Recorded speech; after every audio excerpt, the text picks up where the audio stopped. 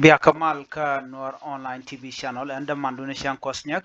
Ke jan gwasa me bana rashi me bana jaling shala do tene iti showal bakel ti shanak rewi ka warap kam jan bana jaling amanana and tog no mo ngai kone no rewi ka South Sudan te grum walong to lat ka rodian ano tembo kono kula ngach la durtin kontre rewi ka South Sudan tug dwele chikarian nok raj bana linge dung jani kwan mi chikarodian nakten ano gorono jenmi jirama jidit ka Noor online TV channel ko Noor online TV channel la no anten kon lat ko rodien ray wika South Sudan katin kon and walk kan ware human ten kon ten walk ka jang ka morleni ke ber ka tat ke kotarani tin ray wika South Sudan ka do badan len ngwaro dien ka je ray wajen winami gwas me man banling kamana shor lat gwas me shala ne ne shala do shi ne ri shop ko wel bakkel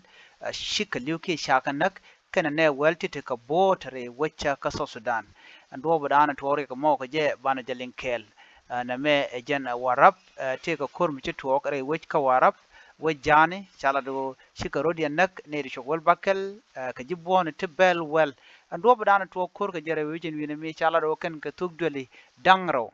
ano arrange mishalat ram ken mishal ke kolne John Kasare rami malla police re wuchen winami ajane kor kel to ke changa waro ka pai ke ron kin dangro jan dangro diech ajane ngwada mo to ka ton North County and ngwada mo jane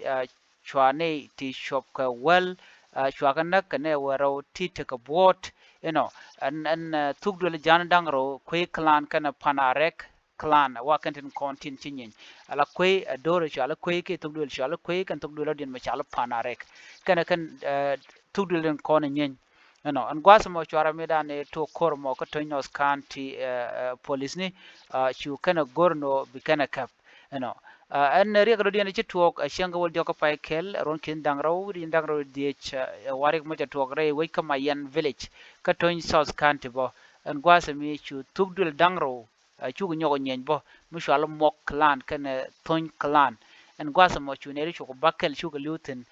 kejen kor gwasa me ke liu kejen pai kel me nyoda je gwano chi ne ri chu wol bakkel an gwasa mo siga liu ka jangten content tugdul to ma ko kono gor gwasa me ngai kono no South Sudan te gre ngwan lat ko ne ti chikan liu bang ngai kono te gre ngwan long to lat ko dien ala shang je la